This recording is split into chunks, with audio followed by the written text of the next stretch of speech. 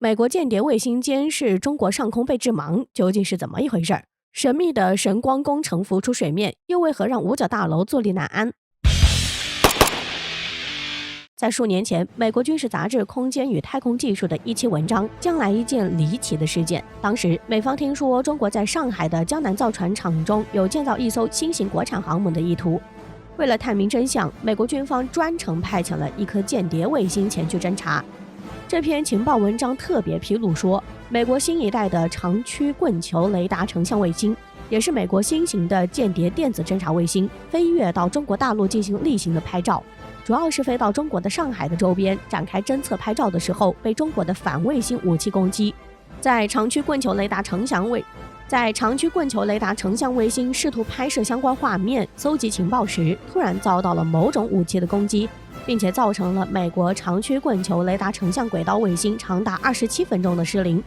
过后才恢复照相侦察功能。而且在文章中，美国军方情报部门情报显示，中美之间曾经展开过真正意义上的太空较量，而此事也成为一场悬案。美国卫星究竟遇到了什么？根据这篇文章的推测，中国并不是使用了常规的地面激光武器进行的攻击，真正的根源在外太空，应该是中国的军事卫星通过计算推测出了美国雷达成像轨道卫星的具体位置，发现其在中国上海的正上空轨道和具体时间，然后依靠快速的低轨运行接近了美国雷达成像轨道卫星，通过手段造成了美国卫星的失灵。具体是如何操作的，文章中只是一笔带过了一种气喷雾的气雾弹造成的。经过大量的资料查找，这篇美国杂志说的应该是太空涂鸦技术。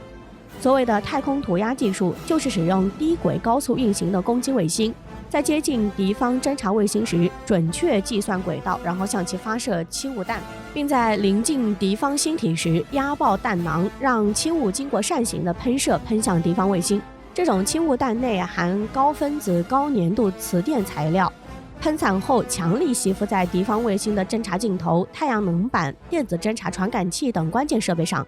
但这种物质在太空中经过一段时间便会挥发掉，只会导致卫星的暂时性失效。值得一提的是，这种太空涂鸦的反卫星技术最大亮点就是非军事暴力性，并且使用成本十分低廉。而经过这一次美国媒体的披露，中国的反卫星技术也逐渐露出水面。这次的反卫星事件也被相关技术人员证实，并称这是中国的神光工程的技术成果。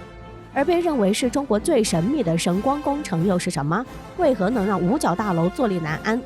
关于神光工程，现如今还并没有公开的资料说明，但是根据相关领域的蛛丝马迹，我们还能窥探一二。据查阅，早在20世纪60年代，中国的老一辈科学家就已经敏锐地意识到激光武器在未来的使用前景，深知其重要性。但受限于当时中国的发展和经济状况，神光项目只能被暂时封存。这一封存就在角落的档案里待了20多年之久。在1986年3月，才伴随着国家高技术研究发展计划863计划重新立项。而这一项计划是中国科学家的战略眼光与政治家的高瞻远瞩相结合的产物，凝练了中国发展高科技的战略需求。1986年，时任中国国务院副总理、原国务委员兼国防部长的张爱萍将军为激光12号试验装置亲笔题词“神光”，于是该装置正式命名为神光1，并确立了惯性约束聚变主题，进一步推动了中国惯性约束聚变研究和高功率激光技术的发展。1994年，神光1正式退役，在其运行的8年时间里，为中国在激光惯性约束、核聚变和 X 射线激光等前沿领域取得了一大批国际一流水平的物理成果。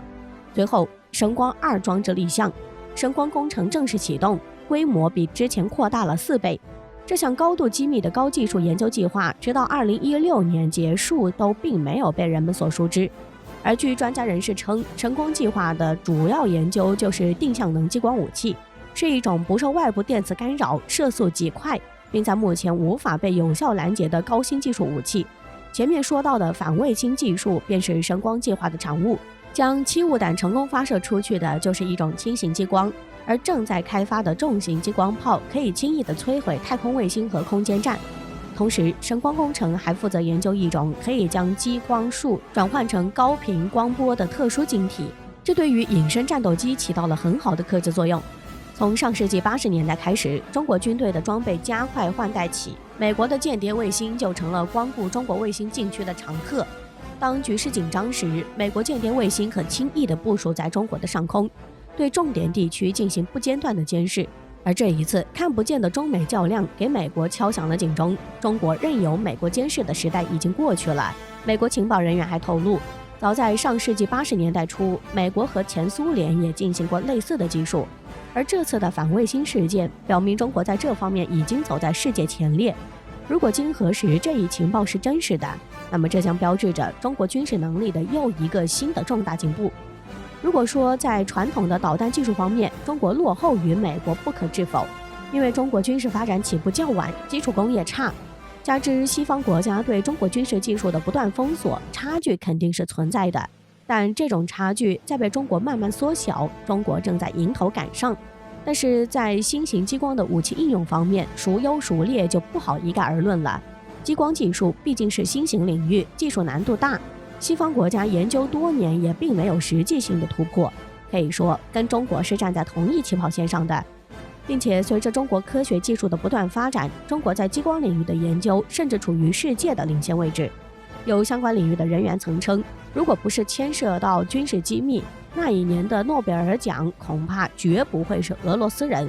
在量子激光武器方面的理论研究中，中国早就处于世界最领先的位置。